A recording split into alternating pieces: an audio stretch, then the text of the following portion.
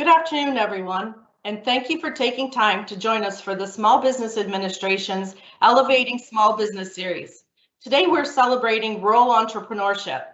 My name is Terry Billups, and I'm a Senior Advisor of Rural Affairs for SBA's Office of Field Operations, and it's a great privilege for me to be moderating today's webinar.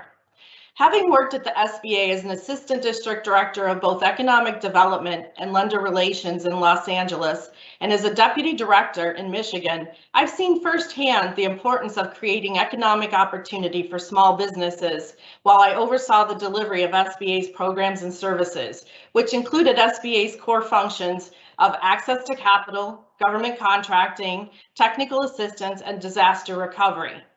In my current role as the Senior Advisor of Rural Affairs, I continue to work with federal partners, community leaders, lenders, and small business stakeholders as they learn to understand how crucial it is for us to optimize the positive impacts that contribute to economic growth in small businesses and throughout our communities. SBA is committed to supporting the small business communities throughout our nation, and that includes our rural communities who are in need of our resources. The rural small business owners that we have on our panel today exemplify resilience and ingenuity, like many of you across the nation. By necessity, they've had to pivot to keep their doors open, finding ways to keep their employees on roll, and they've shown incredible fortitude in the face of the global pandemic. In June, the SBA began a series of webinars called Getting Back on Track with the nonprofit group Public-Private Strategies Institute to provide Main Street entrepreneurs with information and resources that they needed to recover from the pandemic. This webinar series is recorded and it can be viewed on SBA's YouTube channel. To learn more about these programs that have been previously held, you can visit www.sba.gov. Now, let's turn our attention to today's Elevating Small Business webinar that's focused on rural entrepreneurship. Rural as a population is an extremely diverse group of small businesses from various geographical regions throughout the United States and our territories. And to us, rural means all of those areas that aren't urban. Rural small business owners are working harder, thinking more creatively, and increasing their collaboration in order to build back better, given the setbacks that everyone has experienced as a result of the pandemic. Here are a few facts that I would like to share with you about rural businesses that have been published by our SBA Office of Advocacy. In 2018, rural counties in the western part of the United States increased by 2.4%. The 5 states that had the highest number of rural growth in small businesses was New Mexico, Utah, Oregon, California, and Hawaii. Now in the South, that growth was less than 1%, and it was near zero for rural counties in the Midwest. And unfortunately, it was about -1% for rural counties in the Northeast. Our hope for today, after our discussion, we can provide information and tools needed for those of you who are thinking about starting new businesses in these areas, or for those of you who are already in business to be able to grow your business so that we can improve those statistics and keep our nation moving forward. One of the things that most people don't recognize that when you look at the rural small businesses and the amount of revenue, it is pretty consistent with that of their urban peers. 40% of small business owners have trouble accessing capital, and that's a message that we hear from small businesses throughout the United States, whether in urban or rural areas. So that's something that hopefully after today's discussion, you'll be better suited to go out and access capital. Currently, there's a 60% increase in the share of funding that's available for small businesses that have under 10 employees that are in rural communities. And that funding is up about 30%. So again, our goal for today is to teach you how to access resources that help small businesses across our United States and territories help build their communities. So let's get started. I am so pleased to be joined today by a fantastic panel with a wealth of experience. We have also at the end of our announcements today, we will be having a pre-recorded video message from U.S. Representative Sanford Bishop from the great state of Georgia's 2nd Congressional District. So we'll play that at the end of our programming. And on our panel today, I have one of SBA's leaders, Amy Lee, who is the district director in Wyoming and also the acting district director, or the acting regional director, I'm sorry, for 5 states known as the Rocky Mountain region. In addition, we have another leader from the USDA, Stephanie Bezruki, who is the Chief of Staff for the USDA Rural Business Cooperative Service. And then also joining us are 2 of our small business leaders, Charissa Ruby, who from Dakota Micro, which is headquartered in Cuyahoga, North Dakota, and Nathan Drager, president and founder of Quantum PC Services in Sturgeon Bay, Wisconsin. So let's jump into our discussion, and we're going to start out with our 2 business owners. And the USDA and SBA has partnered to provide programming across the US, and we've also partnered to provide relief as a result of the pandemic. So some of our small businesses may have already taken advantage of these resources, but in terms of what they've actually accessed, I would like to first ask Charissa what programs that she's actually tapped into. So whether it was SBA or USDA, and it could be our programs that are related to funding. So Charissa, could you please share your experience with us? Absolutely. Thanks so much for having me. We utilized the PPP loan program, and that was through the SBA, the assistance of the SBA and our local bank. And they made the process really easy, and it was a huge help for us last year. Last year was a rough year. So Charissa, how has that help benefited you in your business? Well, of course, business was much slower last year, especially at the beginning of the year. We're a manufacturer. We manufacture backup cameras for like large equipment, agricultural equipment, tractors, military equipment, construction, stuff like that. And it was all slow. All manufacturing was slow. And along with that, we just couldn't get some of the inventory in to actually build our products. And so instead of having to lay our people off, we were able to utilize the loan to make sure to make our payroll and keep everybody employed. And we were able to find enough smaller things for them to do along the way and a lot of prep work and keep everybody employed. And it was great because we didn't have to close down or lay anybody off during that process. Thank you for sharing that, Charissa. We're going to move over and ask Nathan that same question, but as we do that, for those of you who aren't familiar with what PPP is, that's SBA's Paycheck Protection Program, and you'll often hear it referred to as PPP. So if you hear PPP, it's synonymous with Paycheck Protection Program. So Nathan, can you please answer the same question and tell us a little bit about the programs or services that you were able to tap into as part of the recovery or the, I guess, sustainment as we went through the pandemic? Yeah, absolutely. And my story kind of echoes Charissa's. I also was a recipient of a Paycheck Protection Program loan. We worked with a local SBA lender here that was we already had a good relationship with them, and that worked out really fantastic. The timing for the loan was also very clutch and critical for us. We were faced with inevitably having to downsize as customer orders were slowing down, and we were watching, this trend happen, and we weren't sure what the future was holding. We were looking at potentially downsizing, skilled employees that have computer science degrees that are hard to replace and hard to retain in the first place. So with the ability with that PPP loan, we were able to move to a remote workforce, and it allowed us kind of some flexibility to provide training resources for those employees too that, frankly, we may not have been able to afford during that time. So it helped us kind of get through the toughest stretch, at which point we were able to kind of rebuild our business model and focus on remote workforce, remote learning opportunities, and hybrid kind of conference rooms and different things to try to help our community get through the same problems. Beyond that, I also did receive a SBA award in 2020 from SBA Wisconsin for the Rural Small Business of the Year here. Aside from getting the Paycheck Protection Program, the timing for that, we had an award ceremony last summer in like July or August, and we had a lot of media attention, and we had a lot of good things kind of come from that. So I just kind of wanted to bring that up, even though it's not necessarily part of the funding programs and things like that. But being nominated for that was already a big deal, and eventually winning that award also helped us get through last year. That was a major boost for us. Thank you, Nathan, and thank you for your leadership within your own community and for taking advantage of SBA's resources.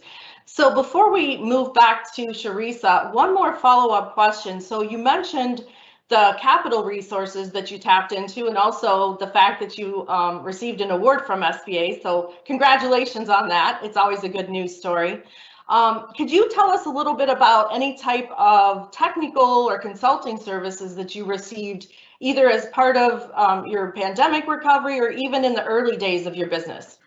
Absolutely. We work closely with our local economic development corporation. It's the Door County Economic Development Corporation, and maybe someone from there is on the line today. I hope so. But we've worked closely with them with their youth apprenticeship program, and this was another really kind of critical timing moment for us.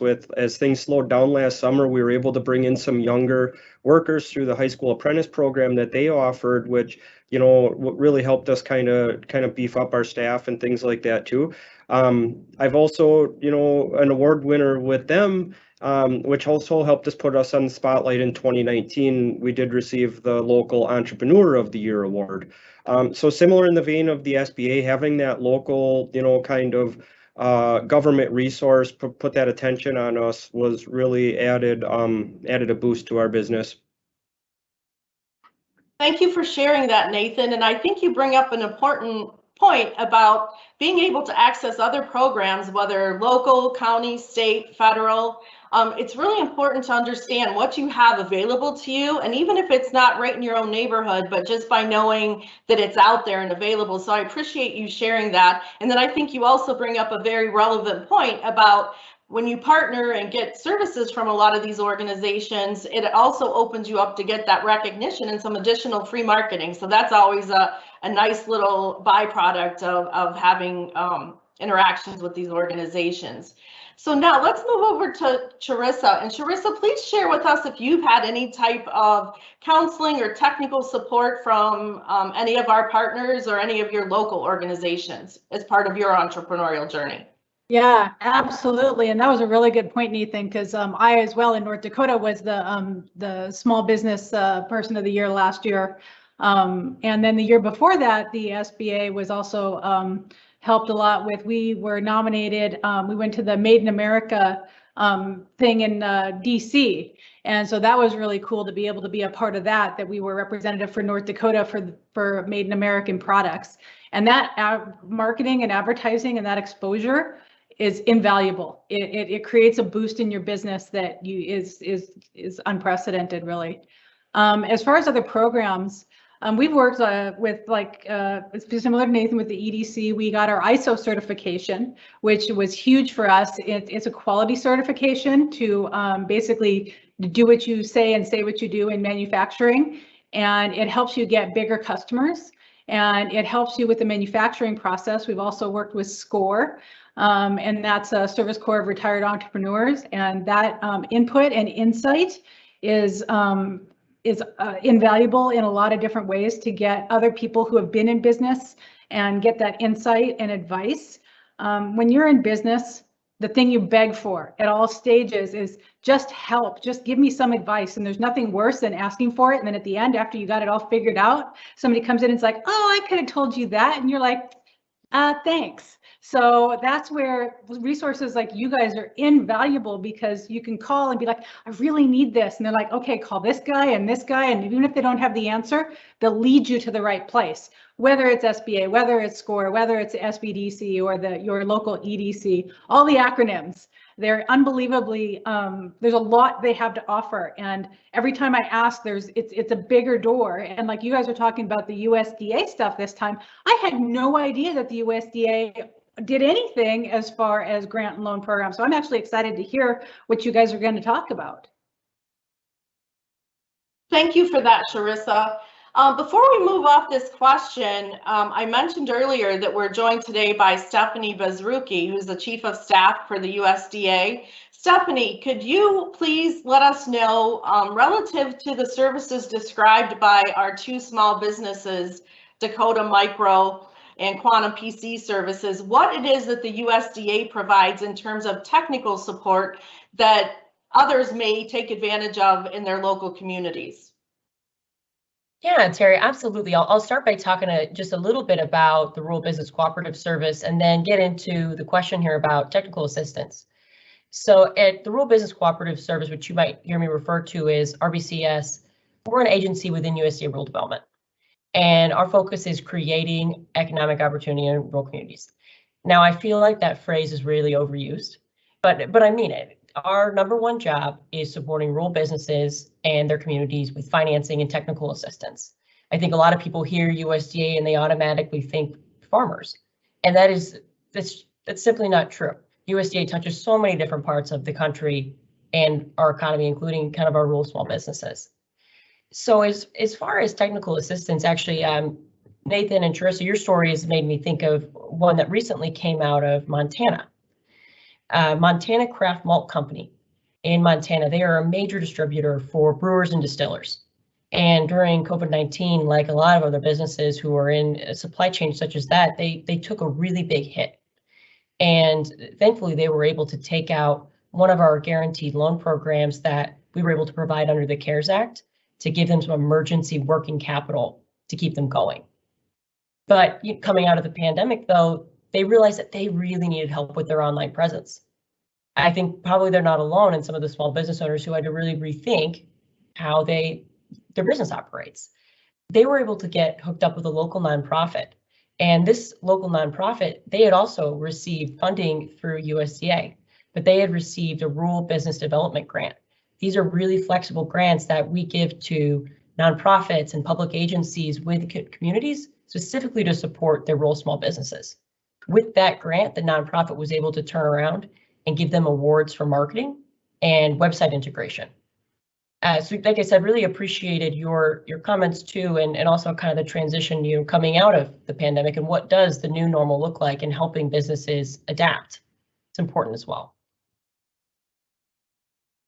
Thank you for that, Stephanie. And in your role as Chief of Staff with the USDA's Cooperative Services, tell us a little bit about your role and how that helps the small businesses, and particularly the rural small businesses across our country. Sure. So as I mentioned, I am the Chief of Staff, but I'm one person within an agency of nearly 100 people who are spread all over the country serving small businesses. Often they're able to help people in places where they live. And a big part, like I've touched on before, something that I think is really unique about what we do is the diverse types of businesses that we do serve. It's mainstream shops, big plants, worker co-ops, all of the above. We work with them and we're able to provide programming. And needs too that we hear from folks are securing working capital, financing equipment, job training. These are all the sorts of things that we're also able to assist with through our number of programs. I think that really the most important thing for people is it can be overwhelming, especially navigating a really big agency like USDA. And Charissa said, I didn't even know you guys did this. So going to our website sometimes that's not going to help you much. It doesn't mean much to you. So like I said, I'm one person in a really big team, and I would recommend that folks do what they can to get in touch with their local state rural development office. They have folks there who can talk to you, help answer questions, and maybe even point you toward opportunities that might be a best fit for you. Thank you very much for that, Stephanie. Just as you mentioned that USDA has offices throughout the U.S., as does the SBA. And also joining us on our panel today is Amy Lee. I did mention her earlier, so she's one of SBA's leaders as the director of the Wyoming District Office and also the acting regional administrator covering 5 states in the Rocky Mountain region. So as we move over to Amy, tell us a little bit about some of the things that you've done as the district director in Wyoming to support the rural communities, and also some of the things that have happened within your region and in your role both as the acting administrator, regional administrator, and in your role as the district director, how SBA's programs and services are helping our rural communities. Sure, Terry, thank you so much for having me today. I'm delighted to be here with all of you. Helping businesses get the assistance they need to start, grow, expand, and recover after disasters has always been a core part of our mission here at SBA. And we have 68 district offices across the country. The staff in these district offices really are the boots on the ground and your local point of contact for all of the SBA programs and services across the country. And we work really closely, especially in our rural communities, with our other stakeholders and partners and small business owners. So you can put a face with the name of a really large agency, just as Stephanie was alluding to and mentioned when she was talking about USDA. In my role as a district director, we work really closely with our SBA resource partners. As Charissa and Nathan have mentioned, the small business development centers, the women's business centers, SCORE, and our veterans business outreach centers. These trusted partners, what they can do for you as a small business owner is provide free and confidential one-on-one counseling and training on all kinds of different business topics, from business planning through understanding financials, understanding cash flow, which has been probably never more important than over the last year as you're running your business, marketing, and more. They also offer great training classes, many of which have been online through this crisis. And I expect a lot of that will continue because it's just been such an effective way to reach small businesses. SBA also offers exporting assistance through our State Trade Expansion Program, or STEP grant program, which is a partnership with states across the country to provide businesses with exporting assistance. A lot of the other stuff we do, Terry, takes place behind the scenes in district offices. For example, we work very closely with our SBA participating and PPP, Paycheck Protection Program lenders behind the scenes. So if a lender has a question about how to use our programs, or is really trying to get a small business deal to a yes, but is running into some challenges, they call us and we are able to work very closely with them. And so if your lender has questions about a loan, or maybe you're working on getting your PPP loan forgiven and having challenges, they can reach out to us. And while we're talking about PPP loans, Terry, I have something really important to mention really quickly to all those online. If your PPP loan was for $150,000 or less, and it hasn't been forgiven yet, SBA's Ppp Forgiveness Portal, or Direct Forgiveness Portal, launched earlier this month.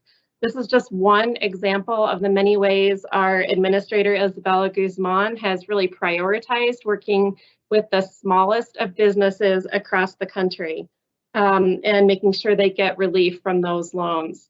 As of last Wednesday, it had already received more than 340,000 submissions, and more than 1,230 PPP lenders had opted in, which represents 50% of the outstanding loan applications.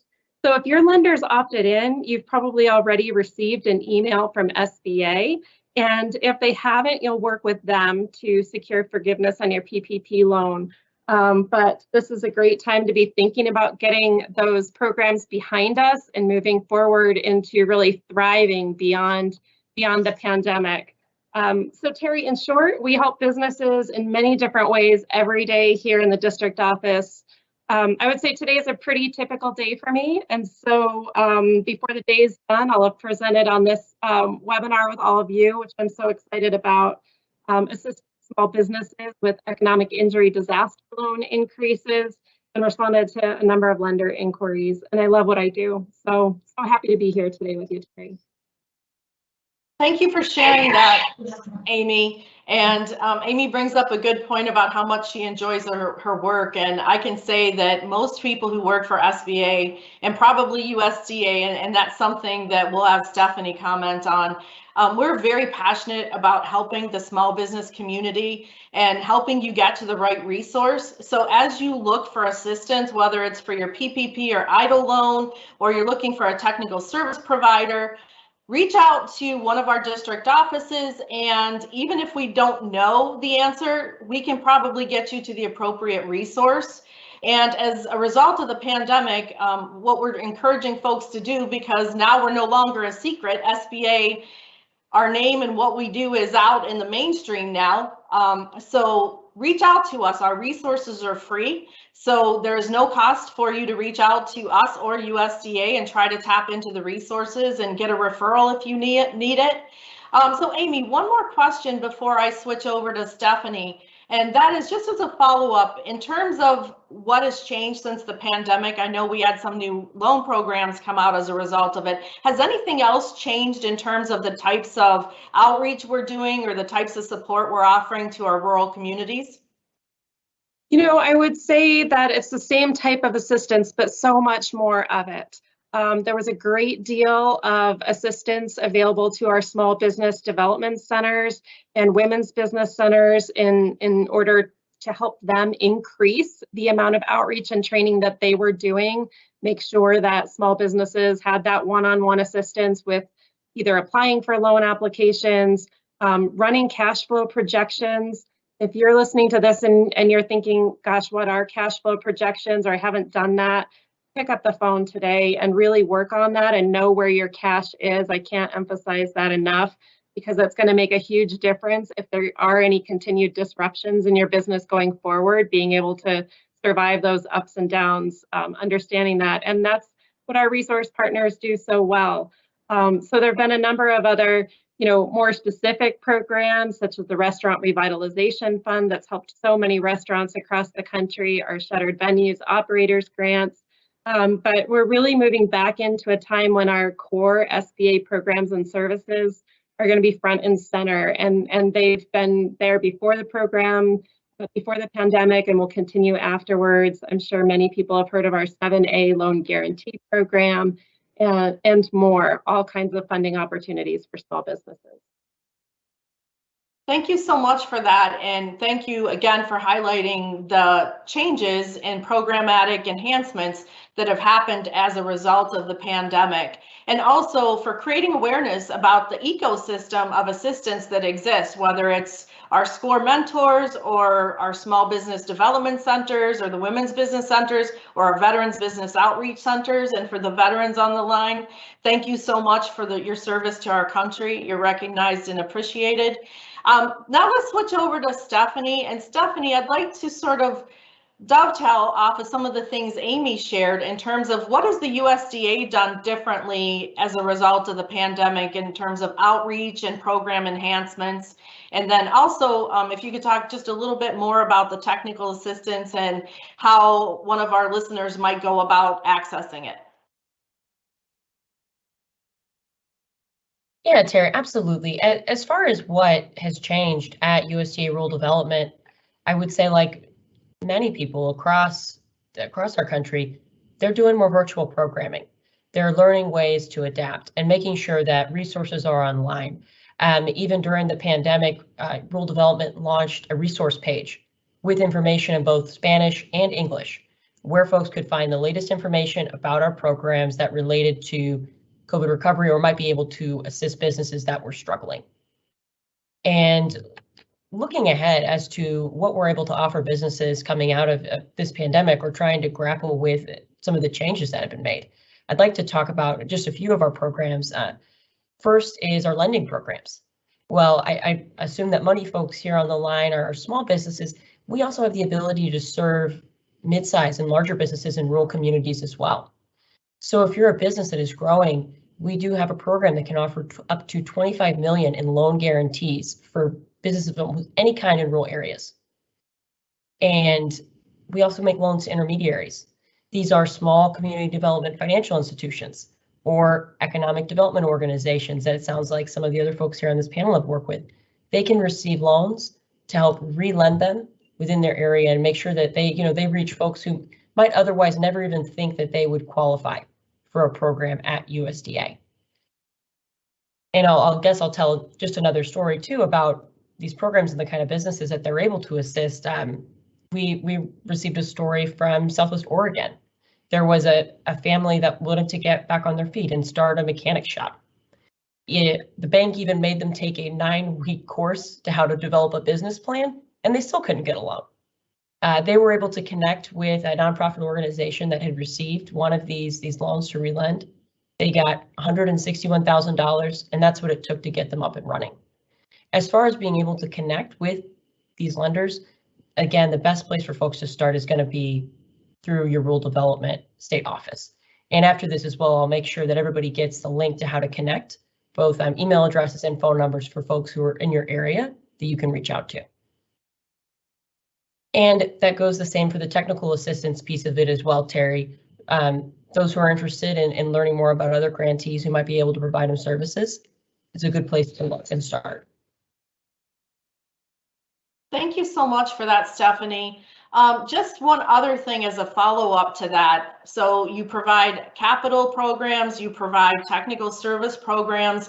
Do you also provide disaster recovery programs? Because that's something else that SBA does that a lot of small businesses don't recognize that we do.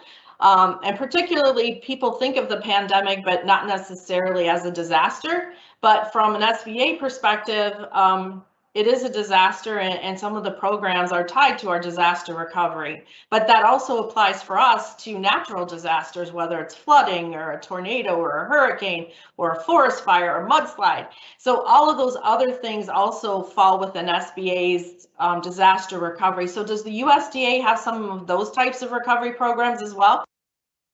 Yeah, so I think the role of SBA when it comes to disaster recovery cannot be understated.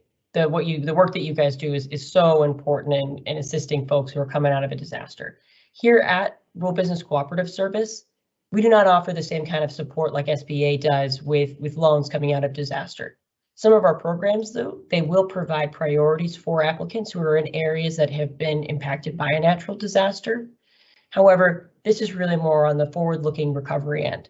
However, scaling up to think about USDA more broadly, there is disaster assistance available, especially for farmers who've been impacted. Thank you so much for that, Stephanie. Amy, is there anything that you would like to add in terms of the services that Stephanie talked about and the fact that we can stack services? And what I mean by stack is the fact that you can utilize the services both of USDA and SBA and some other agency if you would like. So is there anything you would like to add, Amy? I would just add two things very briefly. You know, our disaster programs that you were mentioning, Terry, you know, really our only direct lending is through disaster. And so those economic injury disaster loans that we've been able to make available this year have really helped many businesses with cash flow. Those are direct loans. And we also know our colleagues at USDA really well. And we work together to provide joint lender training and such. And so, you know, there are many cases where maybe a business would have gotten an economic injury disaster loan from SBA, but then be applying for a business and industry loan through USDA. And so there's really no wrong door. And that's our message for you today. Whichever way you come through these agencies, we work together as federal agency partners, as well as with our resource partners to help small businesses.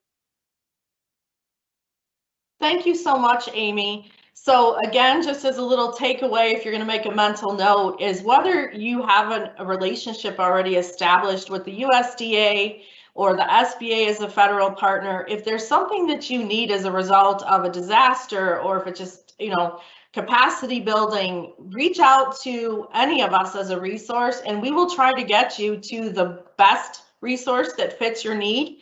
So it doesn't necessarily mean that we might be the agency that you deal with, or it might not be a partnership between a couple different agencies. But to Amy's point, look at it as, just get through the door. Once you get through the door, we'll figure out what room to send you to. But the first step is just to make that phone call or reach out online and look up the resources. Now I'd like to pivot a little bit and go back to our small business owners and talk to them a little bit about their experience as entrepreneurs and as rural entrepreneurs. In fact, I'd like to go to Charissa first and have her tell us a little bit about her entrepreneurial journey. In the beginning, we didn't do a full background about who you are and how you got started and about your business. But certainly as the CEO of Dakota Micro, we'd really like to hear a little bit about where you started and then how did the pandemic affect you and how did you move forward? Thank you. Yeah, well, so originally I am from Southern California, born and raised, and I married a farm boy and moved to North Dakota and was afraid to drive the lawnmower when I first moved there. So we farmed for several years, and then my husband hurt his neck and was in a neck brace. And so I got to drive the combine and I broke the combine. And so he needed to build something so he could combine in one of these big neck braces. And he built a camera. And 28 years later, the business is now 20 years old now. And so 20 years later, we now have a global manufacturing company. We build backup cameras and associated components for the agricultural industry, construction, military, mining, forestry. We provide cameras. If you were to go out right now and buy, let's say, a Massey Ferguson combine, it would have our camera on it. And we sell globally. We sell into Japan and Australia and I mean, all over the place. And we have a great business. We're located in North Dakota, in the southeastern corner of North Dakota. And we have an amazing workforce. And we, through the pandemic, one of the most difficult things was just the simple slowdown in work. That, everything stopped, trucks stopped, inventory stopped, people stopped, and people were scared. They were afraid to come into work. They were afraid to, nobody knew, especially at the beginning, it was super scary. And so we had several people that needed to work from home that had children that, they weren't able to come into work. So as best as we could, we worked around it. It was also scary for us as businesses because we didn't know at the beginning. We were required to pay people when they were out, and we didn't know if we would get reimbursed for that. And while our heart goes out to all the people that had to be home, we also needed to make sure we weren't going to go broke by paying for all of this stuff. And so it was great when they did come out with this PPP money for us. We would have kept paying for probably longer than we should have, even if it hurt our company a little bit, because you can't not do that. And so there's a lot of businesses like us. We are the backbone of the United States. There's people, you talk about, I know the SBA considers a small business. I believe it's under like 500 employees. We're just over 20. And our size was, when you take 2 or 3 people out of our workforce, it has an exponential impact on us. And just losing those few people, even right now, I've got people that are out for COVID, and they can't work, and it just drives. It changes. I'm so sick of hearing the unprecedented word, but there's no other word for it. This is different. I've got 4 sales vehicles sitting in a machine shed that aren't going anywhere. I still pay insurance on them. I still, they're sitting there getting dusty, and I don't know what to do about that. So the PPP money went a long way for that. And so anyway, I think I got a little off topic, but. No, I really appreciate your candor and sharing your experience with us. Before we move over to Nathan, there's one other question I want to ask you just as a follow-up. So you started your business, and then of course you scaled your business over the last 20 years. How has the relationship with your lender evolved during that time? That's actually a really good question. So we work with our local smaller, it's a Lincoln State Bank in southeastern North Dakota. They are an amazing bank, but they're smaller. And so a lot of times they need to partner with the SBA or, Bank of North Dakota or things like that for larger projects. We've sought out larger banks. larger banks have sought us out wanting to get our business. And we always end up going back to our smaller lender. We trust them. We know them. They look out for us. And we really appreciate that relationship with them. When it comes to the finance side of a business, it seems like a lot of the discussion around here has been involving finance, which is super important. But our lender is also really great for us for just the advice side. And like, so for example, our CPA, he was recommended by my bank, and he is a partner for us. He's actually on our board of directors now, because businesses need more than money. They need guidance. And it's one of the biggest things when people ask me, I mentor some different small businesses. And one of the first things I'm like, I talk to them about like a balance sheet or, an income statement. And they can't even wrap their head around not only what it is, but how to gather that information, and that, what financial software do I use? Is QuickBooks good enough for me? And sometimes it is. And just knowing that and having somebody to talk to about those basic things, it doesn't have to be big. It doesn't have to be, a giant loan. It can be the discussion about, who do I call first? How do I get a brochure? How do I, which phone do I use? Do I have to get a business plan, or, can I use my personal phone plan? I mean, there's so many little tiny things like that are not financially related, they're relationship. And that's where the SBA, and it sounds like the USDA, they're great for those kind of things. You can call them, and even if they don't have an answer, they'll point you to the person that has the right answer. Sometimes you'll actually get a whole bunch of people calling you, and it's kind of overwhelming when you ask for help from them, because you're like getting 20 people calling you. You're like, too much, but just pick the right person and the right program for you. And it's okay to tell them no. It's okay when they call you to say, I'm not ready for that yet. Can I just have this? I don't need this. It's okay to tell them that. They're trying to help. So that's something that you guys, when people reach out to the SBA, they are super excited to help you. I mean, it's like crazy how happy they are to want to help and guide and everything else. So don't be afraid, but it's okay to tell them, I just need this, or I need this. And they're really good about it. From my experience, I've had really, really great experiences. Thank you so much for that, Charissa. As we move over to Nathan, I want to ask him that same question and hear about his entrepreneurial journey, and also how his relationship with his lender has evolved over time, and particularly up to the pandemic, and I guess including it as well. But you do bring up a very important point, and that is that relationship with your lender. So thank you so much for sharing that, because that is really important. So Nathan, can you go ahead and tell us about your entrepreneurial journey? And as the founder and president of Quantum PC Services, I'm sure everyone would like to hear how you got to where you are, sir. Sure. Well, I've always been the computer guy. I'd always been the friend and family and things like that would turn to me for their computer advice and help. But living in a small rural community, technology focused trades aren't really, there's not available places to go work like that. So I worked in other trades, to get by, but I'd always wanted to kind of get into technology. So over the years, I had applied in different markets out of town and considered moving and things like that to kind of get into my trade.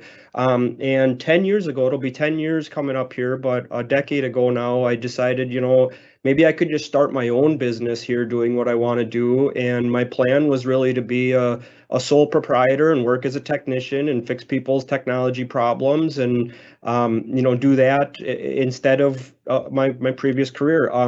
I quickly scaled up. I got into a shop and started my business and pretty much had employees immediately, and have had pretty aggressive growth over the last 10 years. We have 16 employees now, plus 4 seasonal employees, and that number continues to grow. It's been a real wild ride. I never would have dreamed that someday I'd be on a SBA panel, let alone, be able to introduce myself with some awards I've won and things like that. And I've learned a whole lot through it. I do things a lot different now in the beginning than I did, 10 years ago. So, yeah, I mean, that's kind of my story. I do consider myself, and this is self-proclaimed, but I'm somewhat of a local hero here in our small town.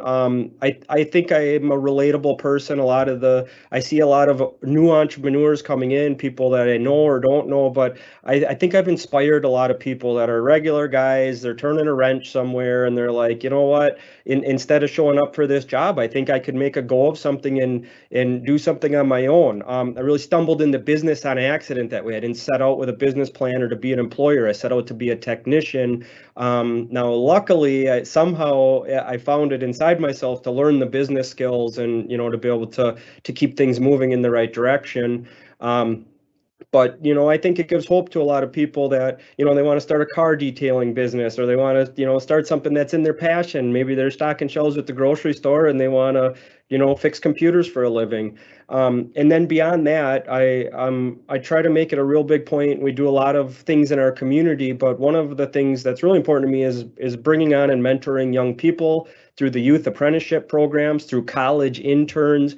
Of the 20 people on our staff, half of them are, 21 years or younger in age. Being in technology, I'm very fascinated by this next generation coming up that was born with screens in their hands and their ability to basically give back to the universe. I've had very good success with that and good luck. It's funner for me to train people how to do a job than do a job myself. So I like bringing in these younger people and basically handing the trade off to them. And it's been a lot of fun. Thank you so much for that, Nathan.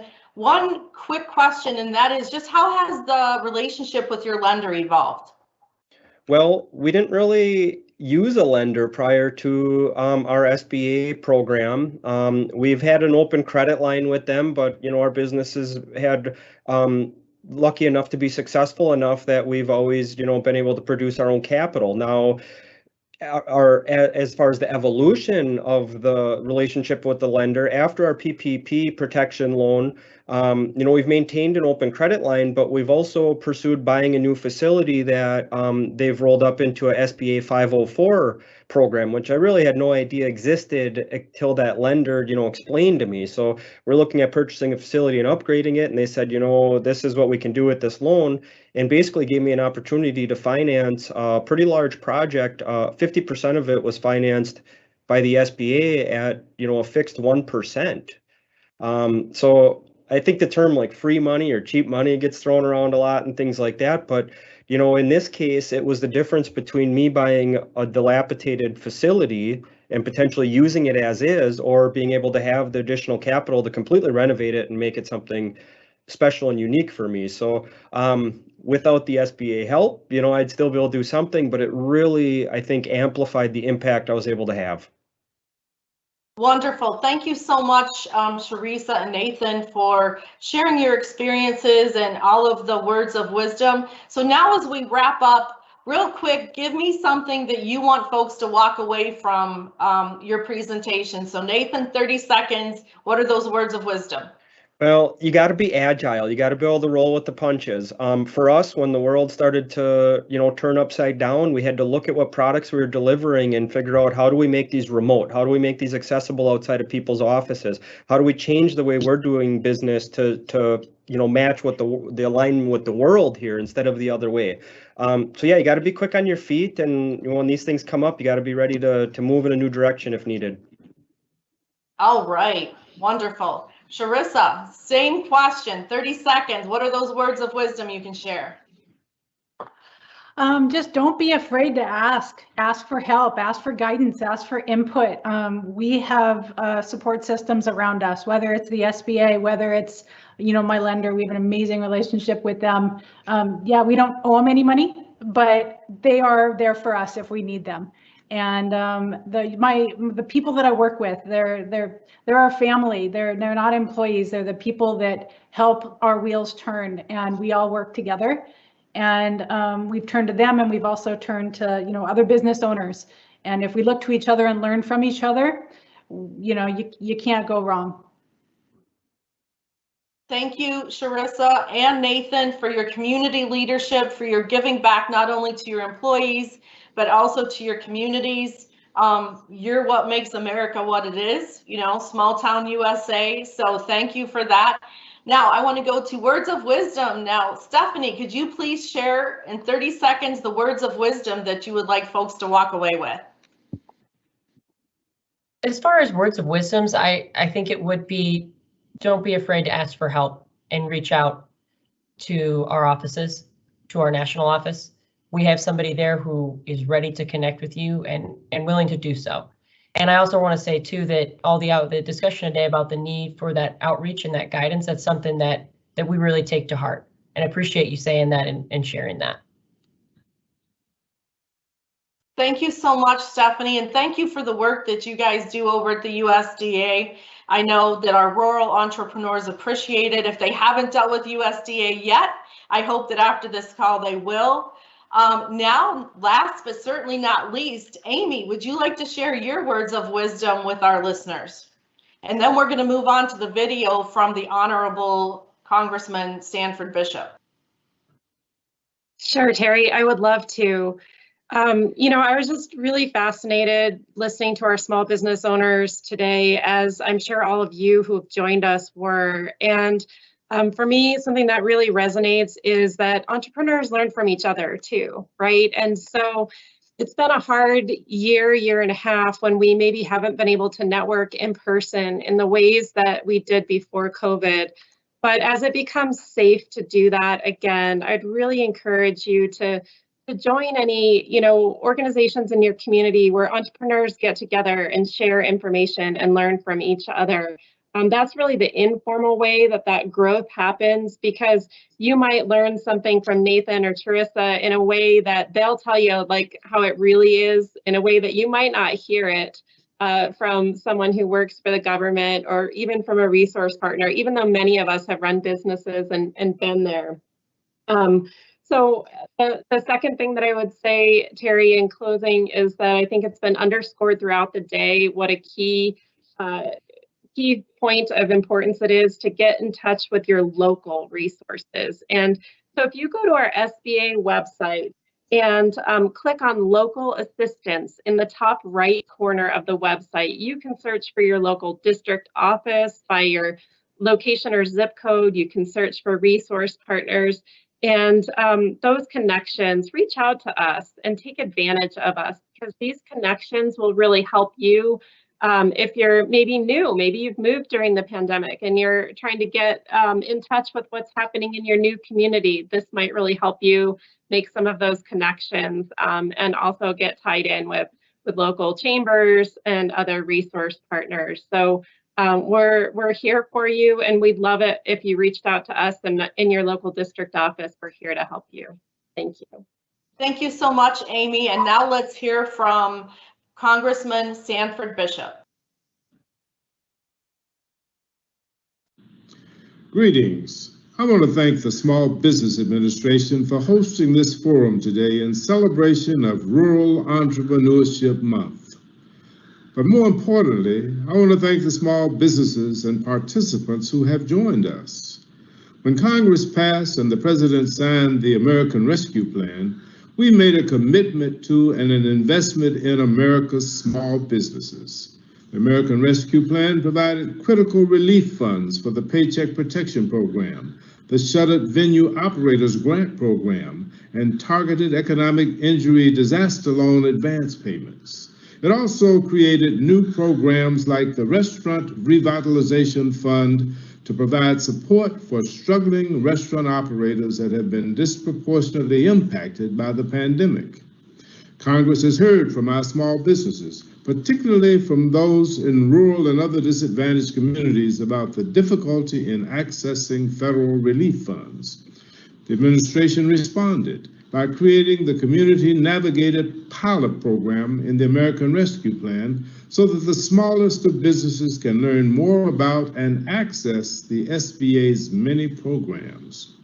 The American Rescue Plan also ramped up vaccine and testing resources to prevent and treat COVID-19 infections so that we can have a healthy workforce and customer base.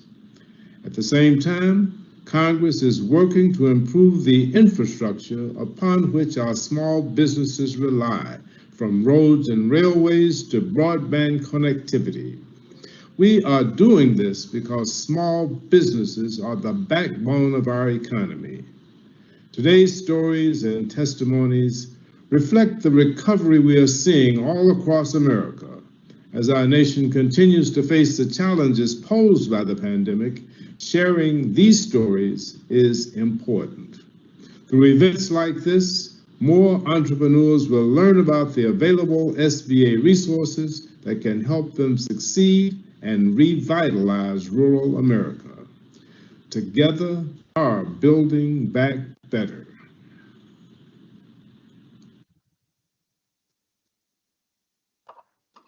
Thank you to my panel today. It has been my honor and my privilege to join you and moderate the discussion. I am very appreciative for you sharing in such candid terms your experiences as small business owners, your expertise with the USDA and also with the SBA. So I would like to also share with you my words of wisdom and one of my takeaways, and that is we talked about how important it is to know your lender, connect with your lender, and Sharissa shared her experience, and so did Nathan.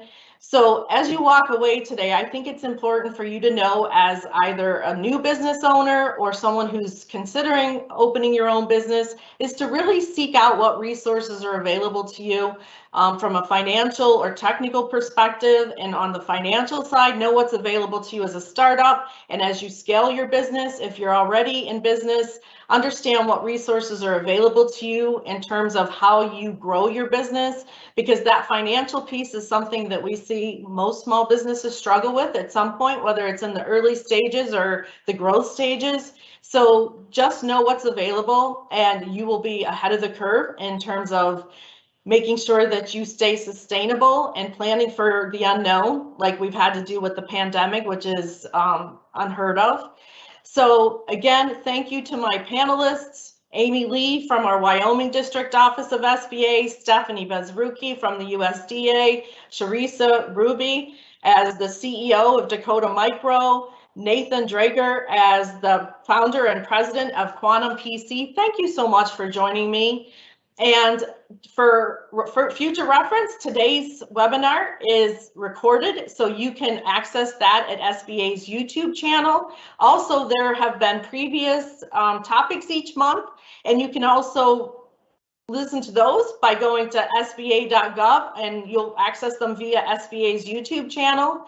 For more information about SBA's resources, you can go to www.sba.gov. And for the USDA to visit their website, you'll go to www.rd, as in rural, and disaster or delivery.usda.gov. So www.rd.usda.gov. And one thing that I'd like to leave with is, first and foremost, thank you for listening today. Thank you for the work that you do and for the contributions that you make to your communities as small business owners or future small business owners. And one thing that I want you to realize is no matter what your entrepreneurial journey looks like, know that you're not alone in that walk, that there are free resources available to you, whether you need a mentor, whether you need technical assistance, whether you need financial assistance, disaster recovery. SBA is there to walk that walk with you, USDA, there's other federal, state, local resources available as well. So pick up the phone, get on your computer and do a search, reach out, and even reach out to other entrepreneurs that you may know, because peer-to-peer is just as important to have a support system in place as entrepreneurs. So stay safe, and we'll see you next time. And again, if you need to access this, you can get it on SBA's YouTube channel, or you can visit us at www.sba.gov. Thank you so much.